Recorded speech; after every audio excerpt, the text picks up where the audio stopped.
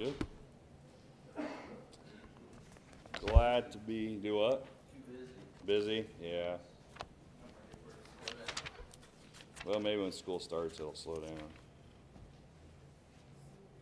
What are you doing?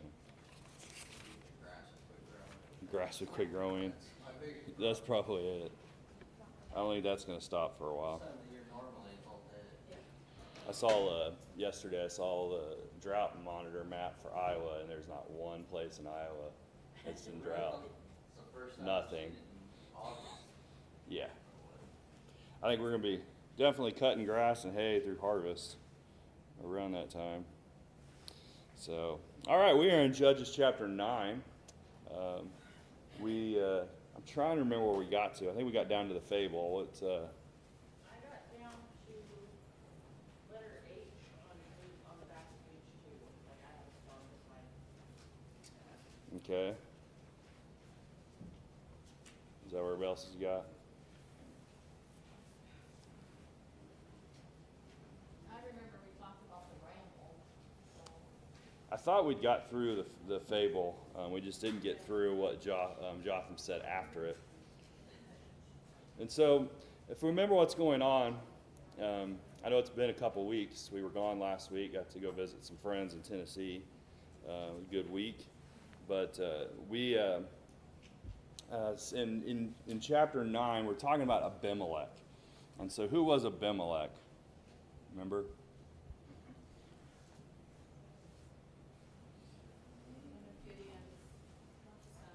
Okay, he is one of Gideon's sons. And so to the 70, he's not included in the 70 sons of Gideon because he was born to a concubine that was in another city. And so they considered it, they're half-brothers.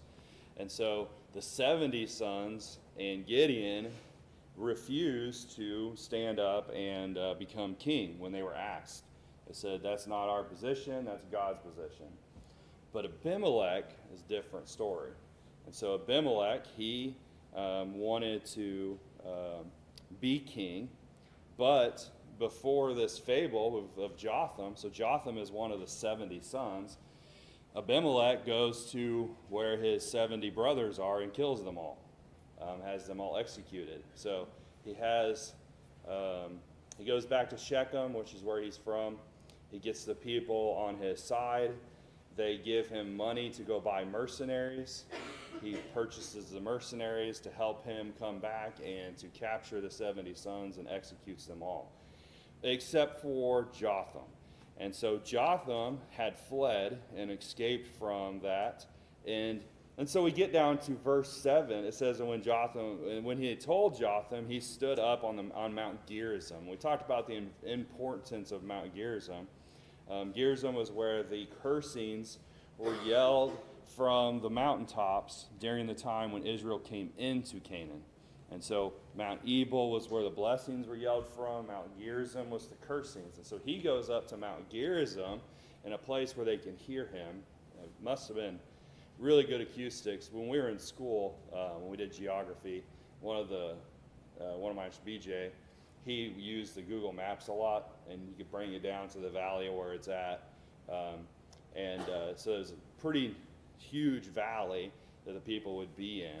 And so it had really good acoustics. You could hear for a long ways. But anyways, Mount Gerizim, he's standing up there, and he gives us this fable. Now, what is a fable?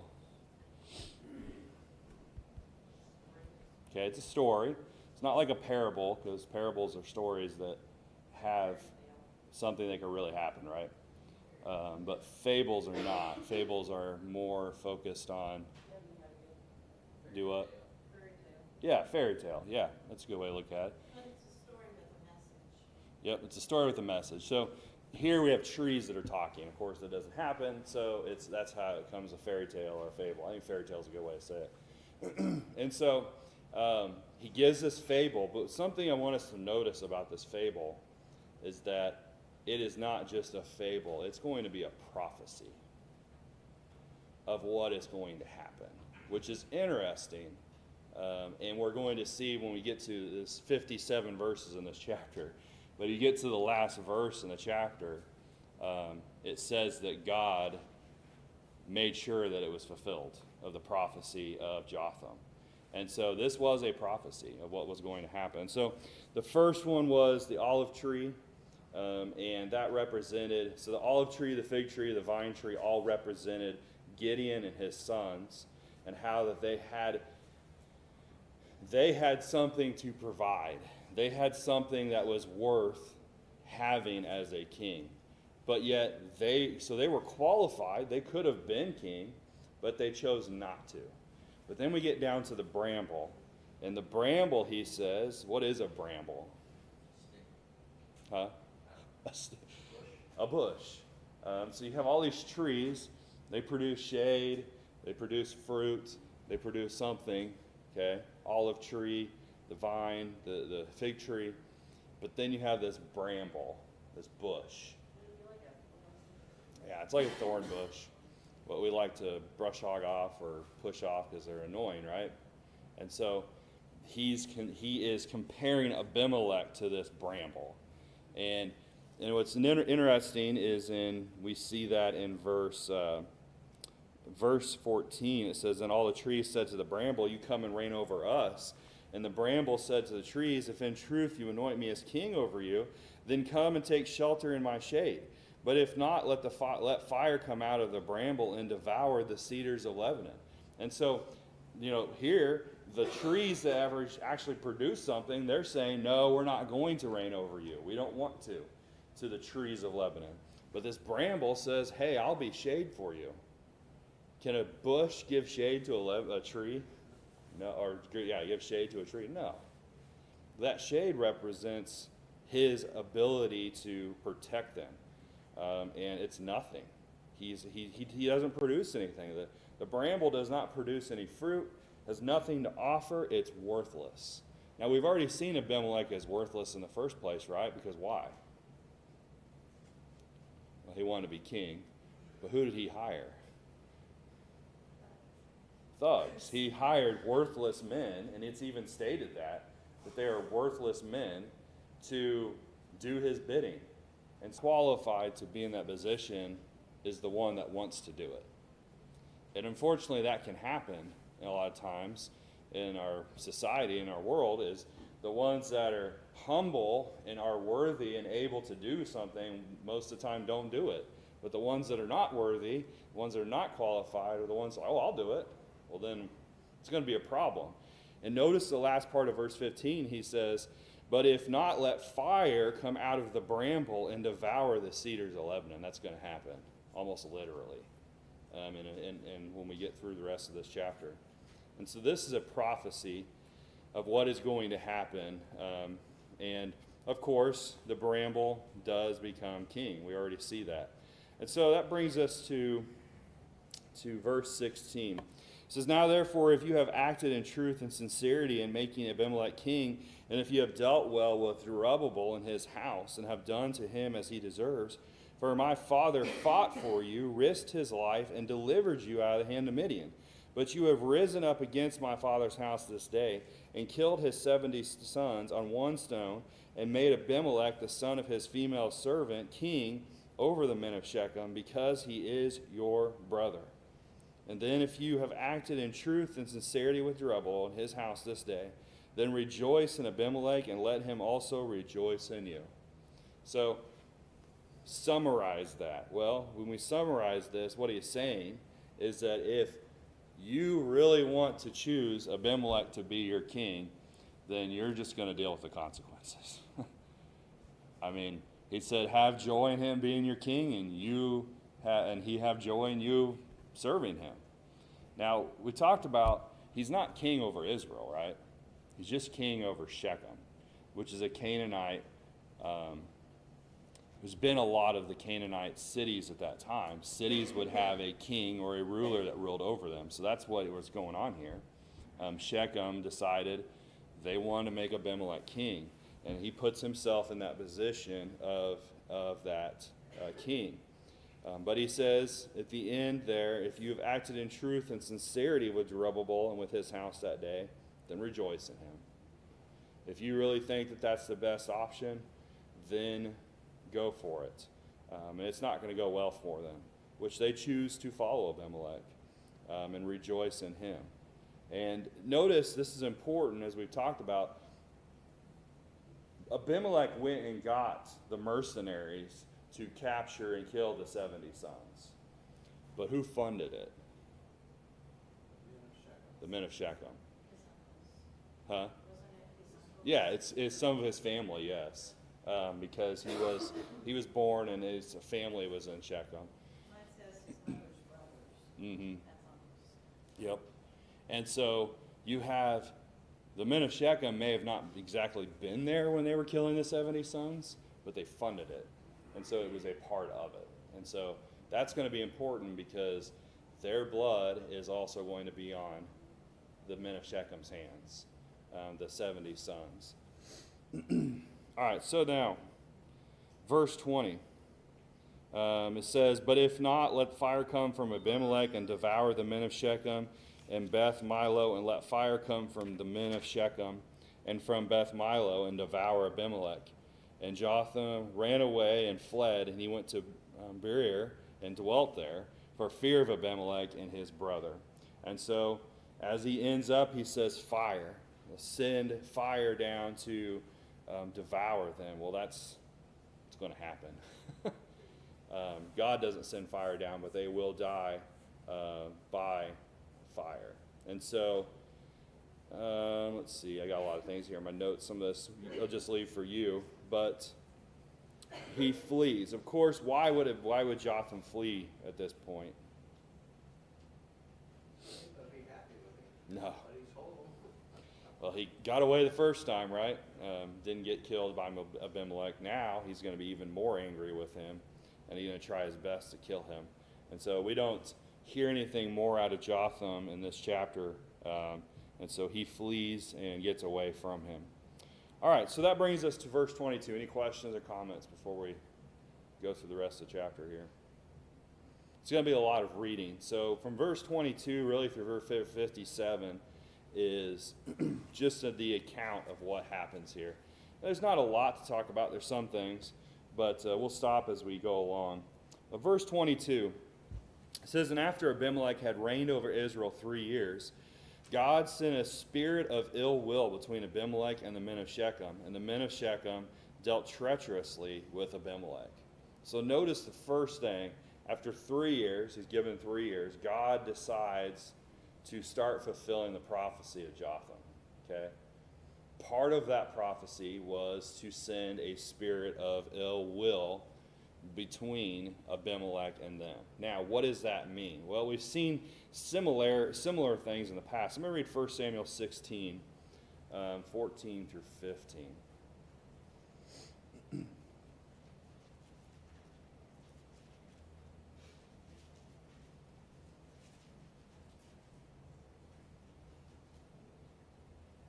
First Samuel 16, 14 through 15.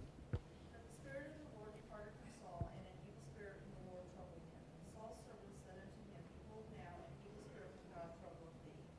Okay, and then 1 Samuel 18 and verse 10.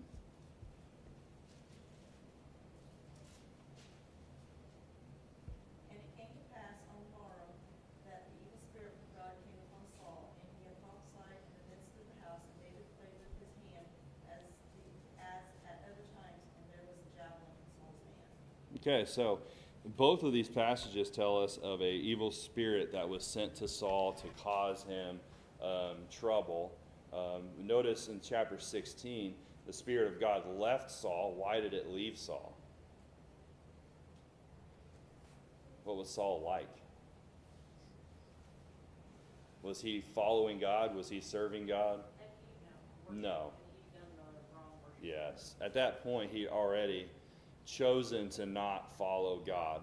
And so from that point forward, God left him. That spirit really fell upon David, and David grew in popularity and wisdom and everything also.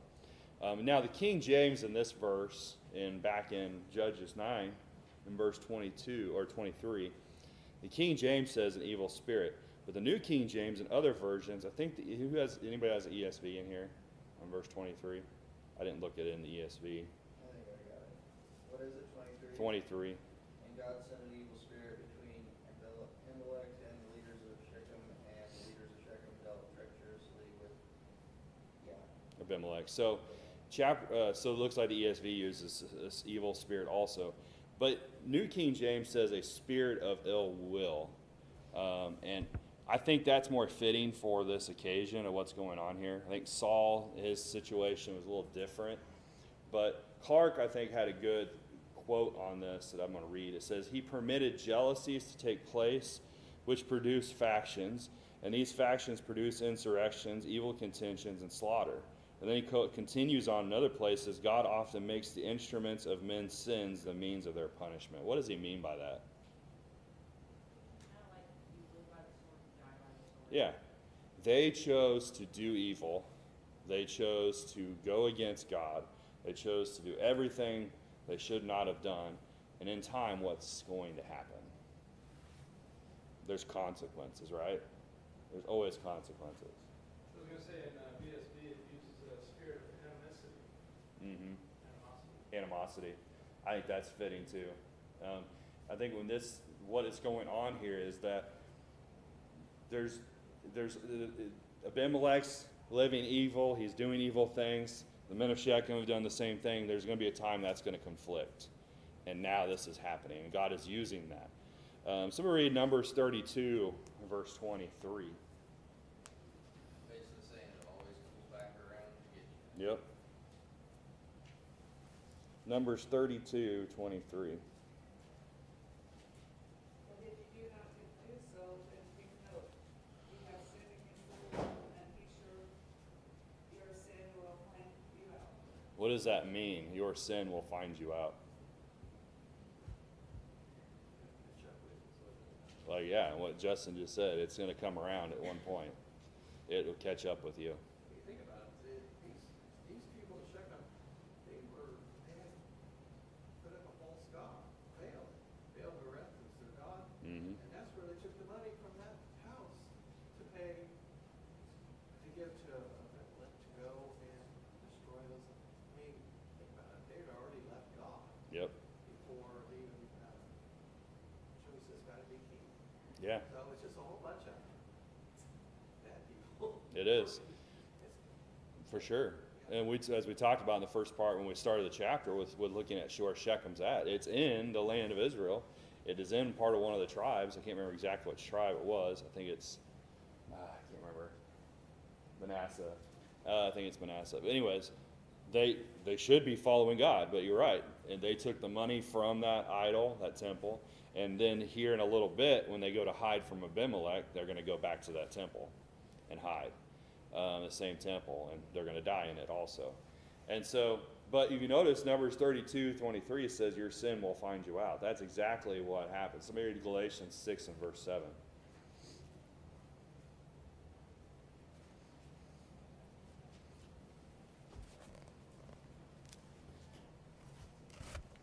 Be not deceived, God is not mocked, for whatsoever a man soweth, that shall he also reap. Yeah. Sin will find us out. What we sow, we will reap. And so sometimes the consequences for our sin, if we choose not to fix that, will either happen in this life. It can happen in this life. And then we see here, that's what's happening. Their sin is finding them out here. And their sin is causing this issue. But some people, they don't see that until God deals with it. And sometimes we got to say, God will deal with that person. Because vengeance is mine, says the Lord. And that's the Hebrews or Romans chapter 8. And so here, though, their sins find them out. When it comes back around, what choice do you make? Do you choose to turn back to the Lord? Mm-hmm. Or do you just keep doing it, and at that point, you're gone? Yeah. At any point, they could have changed and went back to God. I think And- that's why that is coming back on is that, hey, you're right. If not, Yeah. Yep, you're right. I think at any point this could have changed and they could have come back. But God knows they weren't going to. God knows everything. And unfortunately that doesn't happen here. And so we notice what's going to happen now. So we see that this ill will is between them. Well, that's going to cause division, right? They were buddy working together. Now there's going to be a division between the two. So verse 24 says, that crime done to the 70 sons of Jerubbaal might be settled, and their blood be laid on Abimelech, their brother who killed them, and on the men of Shechem who aided him in the killing of his brothers. We're given by God the purpose of why this ill will was put between Abimelech and the men of Shechem. It was specifically so that they will pay for their crimes against. And the word used there is crimes. The crime that they had done against the 70 sons. And their blood is going to, the 70 sons' blood is going to be laid upon them, and they're going to pay for that. And so verse 25 says, and the men of Shechem set men in ambush against him on the tops of the mountains, and they robbed all who passed by them along the way, and it was told Abimelech. So the men of Shechem take men, they go up into the trade routes, the highways that go around Shechem, and they put men to rob everybody that comes through. What was their purpose in doing that? Okay, they're causing a ruckus, right? What's that going to do for Abimelech? If he's king, what's that mean? He has to act. So Abimelech's not here. Abimelech is in a different place. And so that's driving Abimelech out of where he was at and putting him into where they could fight him or kill him or cause issues for him.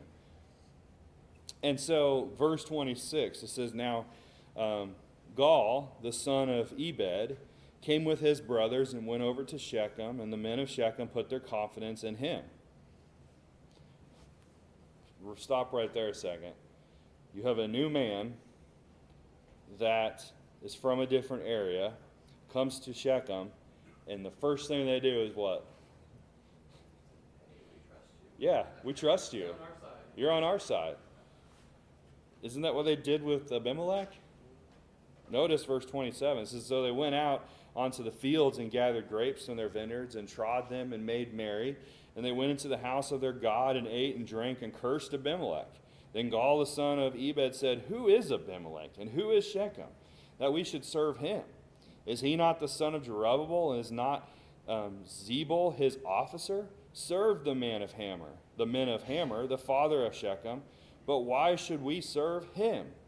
If only this people were under my authority, then I would remove Abimelech. So he said to Abimelech, increase your army and come out. And so, first off, they go and get drunk, and they're having a drunken feast. They're now together, having this drunken feast, and they've put their confidence into this new man that has showed up with his family, and he's now very bold. He's saying, well, if Abimelech would come out, I would kill him, basically. And he is calling for Abimelech. He says, I would get rid of him. He doesn't have any authority. So he's causing issues. And so at the last part of that, he says, increase your army and come out. Again, notice, where are they doing this at? Where did they have their drinking party of the idol, right? Baal, it's what's his name? It's the where is that at? Baal Bereth, yeah. In that idol, in that temple, here they are again doing the same thing. And so now verse 30, we're in chapter 9, verse 30. It says, when Zebul, the ruler of the city, heard the words of Gaal, the son of Ebed, his anger was aroused. Now, we know nothing really about Zebul, except what is stated here, which, as we were told back in a few verses, he is an officer of Abimelech. So maybe he was stationed here to watch over Shechem, the people that was there, to report things to Abimelech, what was going on. Maybe he was like a captain, a second in command, whatever the case may be. But he hears this that is going on. And of course, he is on the side of Abimelech. And so he sent messengers, verse 31, to Abimelech secretly, saying, take note. Gaal, the son of Ebed, and his brothers have come to Shechem. Here they are, fortifying the city against you. Now therefore get up by night, you and the people who are with you, and lie in wait in the field. And it shall be as soon as the sun is up in the morning, that you shall rise early and rush upon the city, and when he and the people who are with him come out against you, you may do to them as you find opportunity. And so he sends a secret message to them. He wants Abimelech to come and surround the city, wait for these men to come out the next morning and kill them.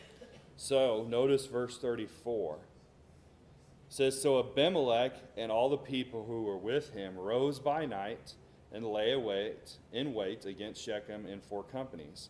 When Gaal the son of Ebed went out and stood in the entrance to the city gate, Abimelech and the people who were with him rose from lying in wait. Now notice, before we move on, what had they been doing the night before and the time before? Partying, right? They've been drunk. And so, do you think there's some probably effects from that going on this morning? Yes. So he goes to the gate in the morning. They see him and Abimelech and his people who are with him. They start to rush on the city. And so, verse 36 says, and when Gaal saw the people, he said to Zebul, look, people are coming down from the tops of the mountains. But Zebul said to him, you see the shadows of the mountains as if they were men. So for one, he can't see straight. He can't see what's going on. And so he says to Zebul, it looks like men are coming down from the mountains. And well, what does Zebul say? Just a figment of your imagination, basically. Oh, that's just the shadows. You're not really seeing anything. And so he just plays it off. And that's part of his plan, of course. He doesn't want Gaal to realize what is going on until it's too late. And so then Zebul said to him, or verse 37, it says, and Gaal spoke again and said, see, people are coming down from the center of the land. And another company is coming from the diviner's terebinth tree. So these areas around him, they're surrounded. He's got these companies that are coming in towards the city. There's 4 different companies. And so verse 38, then Zebul said to him, where indeed is your mouth now, with which you said, who is Abimelech, that we should serve him? And are not these people whom you despise? Go out, if you will, and fight with him now. So he says, okay, you were talking big a little bit ago. Where is that confidence now? Go out and fight him. Part of his plan. Well, Gaal does that. And so Gaal went out, leading the men of Shechem, and fought with Abimelech. And Abimelech chased him, and he fled from him. And he fled, and many fell wounded to the very entrance of the gate. So Abimelech dwelt at Armah, and Zebul drove out Gaal and his brothers so that they would not dwell in Shechem. And so it's interesting. It says many fell wounded. It doesn't say many of them died in this battle. Just many of them fell wounded. So maybe it was that none of these men died. It was just they were wounded because of what is stated here. But Abimelech goes back to where he was from, and Zebul then chases out Gaal from the city, which he's not really from Shechem in the first place, right? He's from Ebed. So he sends his family out, pushes him out of the city, and chases him away to quit causing the problem that he had brought with him. And so then verse, where did we get to? Verse 42. It says, and it came about the next day that the people went out into the field, and they told Abimelech. So he took his people, divided them into 3 companies this time, and lay in wait in the field, and he looked, and there were the people coming out of the city, and he arose against them and attacked them. Why were they coming out of the city? Why would you think they'd come out? Think about how cities were set up at that time. Where would their crops be? All of their cattle most of the time would be outside the city. And so you have the fight that happened, they're wounded, Abimelech leaves, The people think that things are safe. They go out the next day to do their normal work, and Abimelech is waiting for them. So he attacks them. Verse 44, then Abimelech and the company that was with him rushed forward and stood at the entrance of the gate of the city. And the other two companies rushed upon all who were in the fields and killed them. So he sends some of his men to the gate of the city to do what? Cut off their escape. To keep them from leaving. And so then the rest of them go out and kill the people that are out in the fields. And so, verse 45, Abimelech fought against the city all that day. He took the city and killed the people who were in it. And he demolished the city and sowed it with salt. So Shechem is really no more. The people, many of them have been killed. And now he sows the city with salt. Why would he do that? Nothing's going to grow there anymore. It's just going to be a desolate wasteland now. He doesn't want anybody raising this city back up. Now, these things that we're reading about is pretty terrible. We're seeing all these people are dying, this fighting that's going on. But what led up to this point? Why are they losing their lives here?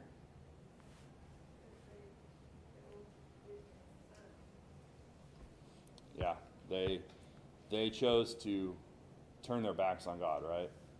And because of that, they're being punished for it. Thankfully, this doesn't happen today. God does not deal with us this way today. But that's how he dealt with people that have completely turned their backs on God and do not want to come back. Mm-hmm. Yeah, that's right.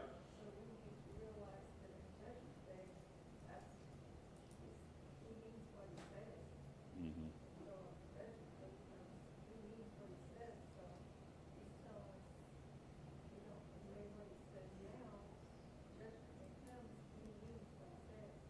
Yeah, you're right, because it is an example. Of course, God does not deal with us this way today, thankfully.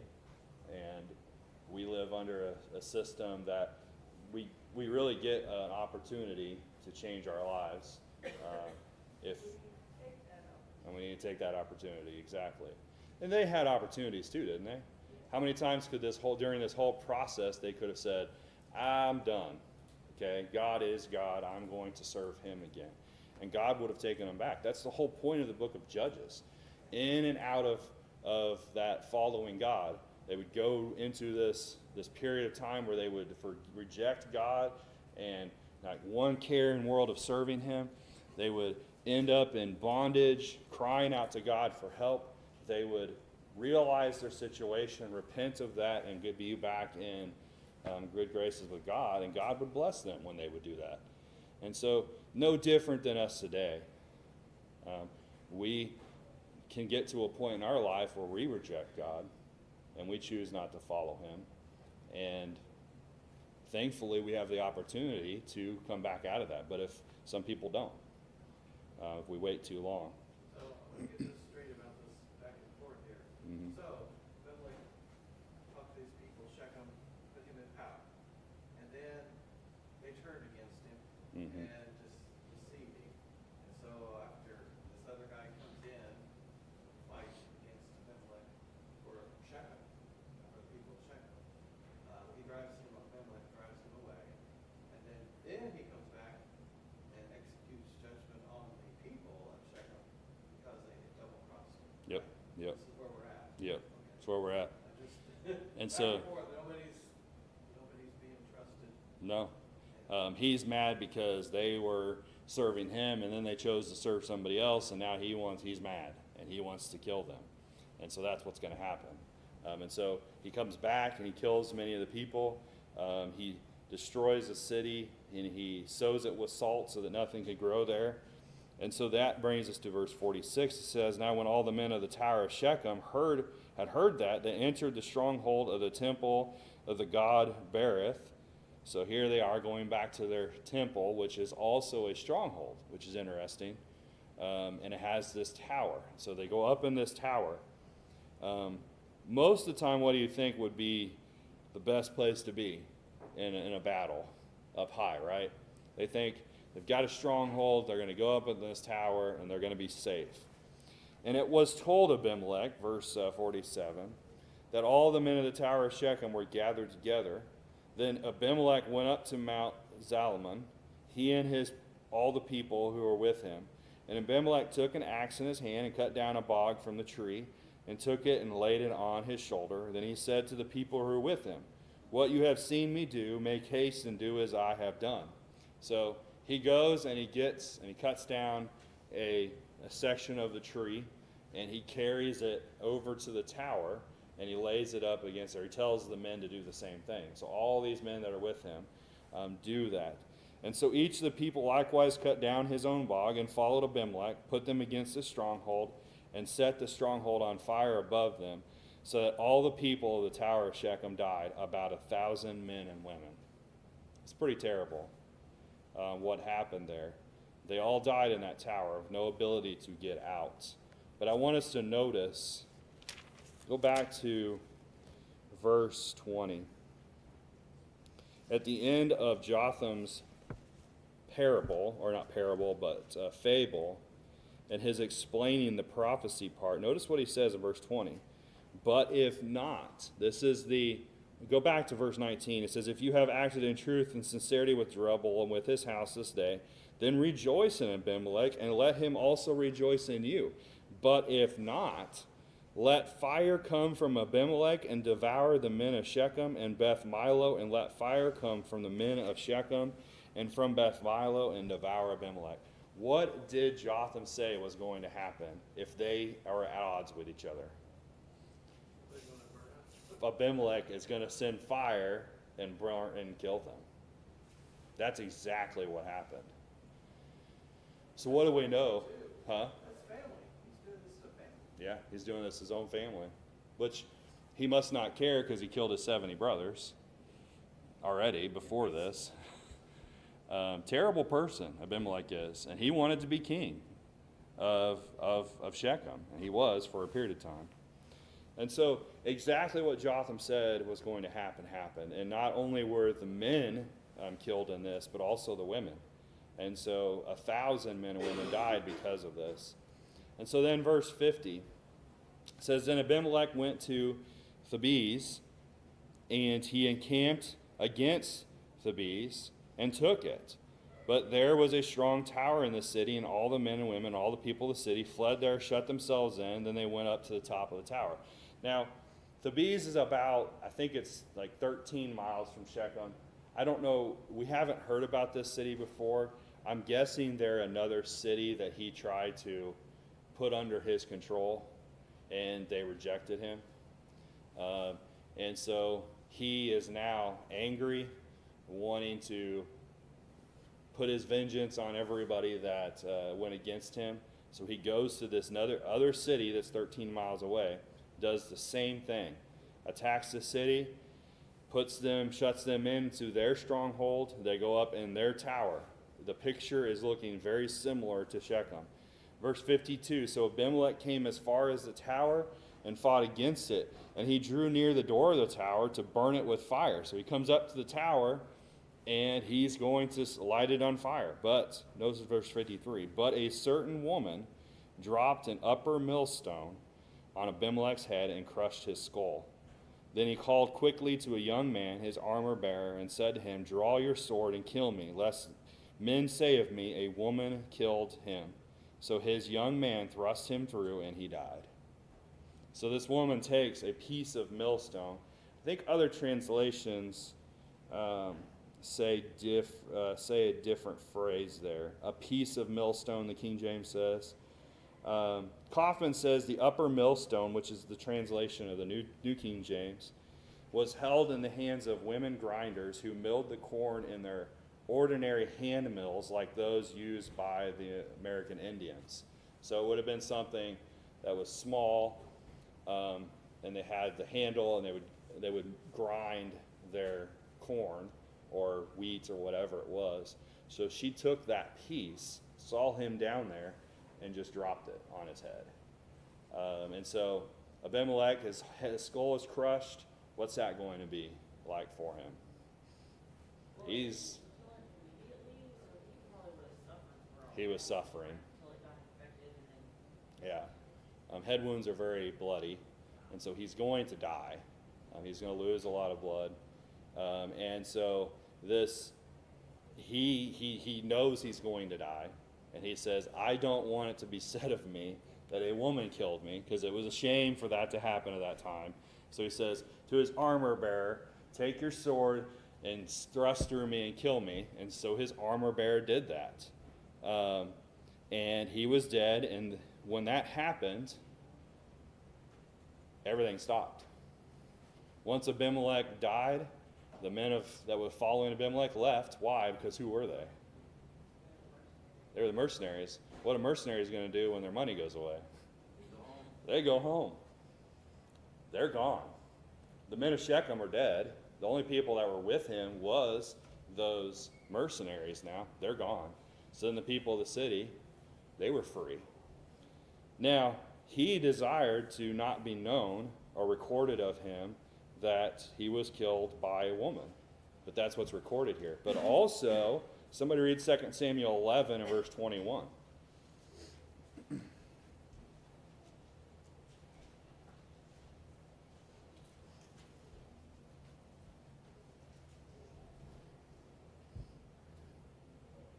Who struck down Abimelech, the son of Jerubbaal? Did not a woman throw an upper millstone on him from the wall so that he died at Thebez? Why did you go so near the wall? And you shall say, your servant Uriah the Hittite is dead also. All right, so this is much later in history. This is during David's time. What is recorded and what is remembered of Abimelech? He didn't get what he wished. It was remembered that he was killed by that millstone. And I think that's good. That's what it should be. And so at this point, notice verse 56 says, thus God repaid the wickedness of Abimelech, which he had done to his fathers by killing his 70 brothers. And all the evil men of Shechem God returned on their own heads, and on them came the curse of Jotham the son of Jerubbaal. So everything that Jotham said was going to happen, happened. He was a prophet. In that moment, he was a prophet of God.